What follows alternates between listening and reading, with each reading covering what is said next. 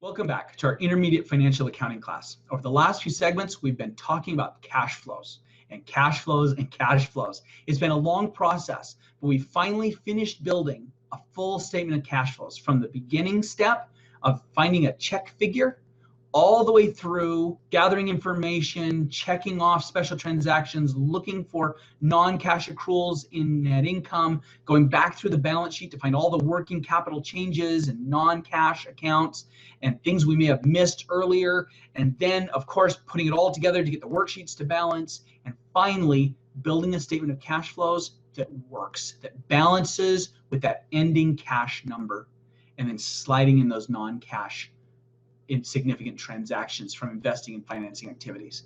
It's been a crazy ride. We've got to do lots of cool stuff, bringing all of it together in a way that hopefully not only made a lot of sense from a cash flow standpoint, but also helped you to review and think about all the different concepts and methods we've talked about in intermediate accounting. The last thing we need to do is we have to add a supplementary disclosure.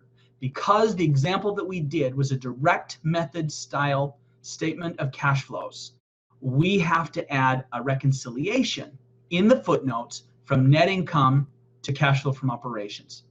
The bad news is that because of this required reconciliation, most companies choose not to do a direct method statement of cash flows.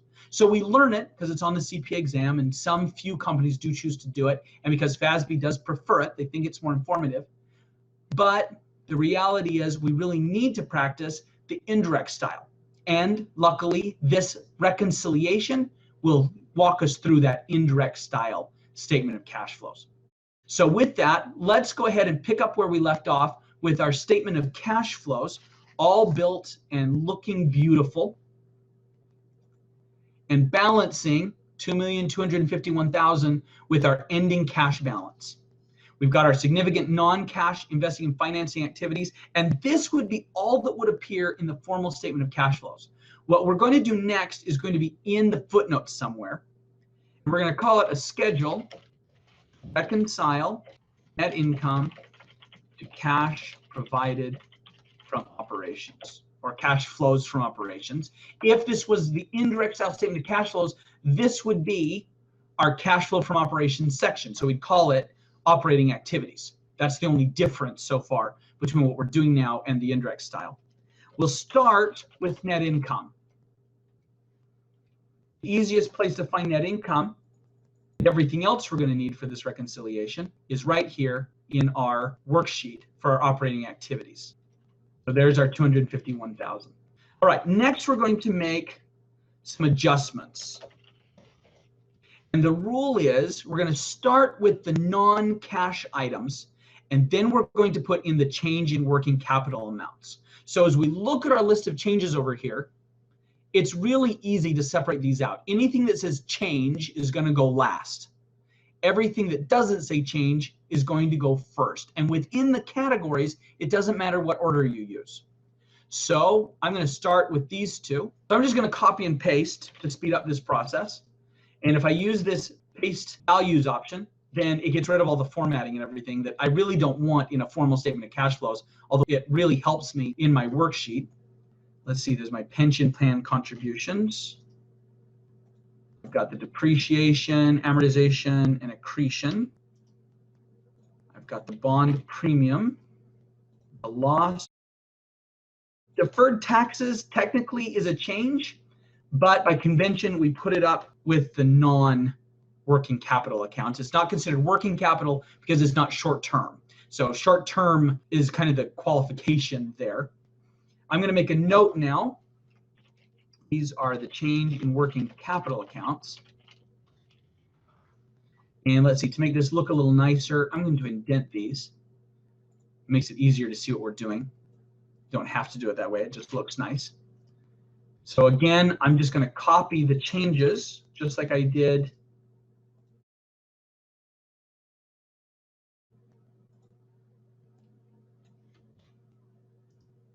the non-cash amounts.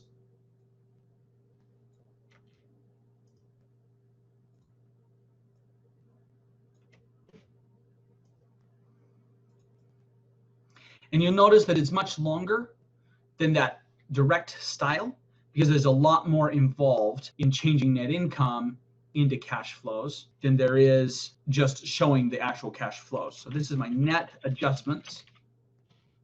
That's going to be the sum of all of these numbers. And if I've done it right, then when I calculate my cash flows from operating activities, it will match that 1,072 that we have in our statement of cash flows and we have over here in our worksheet. And there it is. Now, again, this schedule is required if it's indirect, but that's also exactly how it would look if we were to build our statement of cash flows using the indirect method. We do our non-cash adjustments first. Deferred taxes are considered non-cash because they're deferred taxes and no cash is going to be involved until later. And then we do the changes in our working capital accounts to show those other adjustments as well. Wow, we've talked about a lot of information. Everything comes together to build our statement of cash flows. So much cool stuff that all has to be understood and gathered and worked together to make the statement of cash flows work. You have to understand the other financial statements, journal entries, T accounts, worksheets, the way cash flows is different from accruals. It's awesome to see it all come together in this one last statement. And with that statement and that summary and that review of everything else we've been doing, we actually wrap up our intermediate financial accounting course. So just as a reminder, we ended our discussion talking about the last two financial statements, the statement of retained earnings, and then of course the statement of cash flow. The statement of retained earnings discussion was great because it let us get into changes in estimates and methods and correct errors, and we had to practice some of this key information. And then of course the statement of cash flows, like we just said, wrapped it all back up together. And with that, we have finished now talking about all of the financial statements, the balance sheet in Intermediate Accounting Part 1, the income statement in the first part of our Intermediate Part 2 course, and then the statement of retained earnings and statement of cash flows in this last module. And hopefully, as we pulled all of this together, you feel like you have accomplished a great deal, that you are comfortable with financial accounting, that you're comfortable with the financial statements and journal entries and basic accounting methods that form the foundation of all the other accounting that's out there. Everything else hinges on us having good, solid information that can be used by managers, that can be used by the tax accountants, that can be used by auditors as they do the checks. It all comes down to good, basic financial information. And then we use that information to start conveying specific things to specific people. And that's where accounting starts to break off. And our focus has been on providing these financial statements to our managers, our investors, and other stakeholders. As part of this process, I hope you also feel like you've accomplished our goals for the course. I hoped that when all was said and done, you would feel like you continued learning how to research and understand more advanced accounting transactions. And with our discussion of deferred taxes and leases and pensions, I hope you feel that way. I also hope that you feel like you understand more fully how accounting information affects decision making. After all, we've talked about all sorts of information about earnings per share, cash flows, how all of this information is important with every single set of topics we discussed. And finally, I hope you walk out of all of our intermediate accounting discussions feeling like you appreciate accounting more now than you did when you first started with Chapter 1 way back semesters ago. Hopefully, you enjoy what you're doing. You may not love it like I do yet, but I hope you're starting to get there. And someday, I hope you'll write me back or email me or find me on Facebook or whatever and tell me how much you enjoy doing those journal entries that will be a part of what you do as an accountant. And with that, I wish you the very best of luck as you wrap up your accounting degree, your advanced accounting degree, your CPA, your CMA, or wherever else your career takes you. Thanks.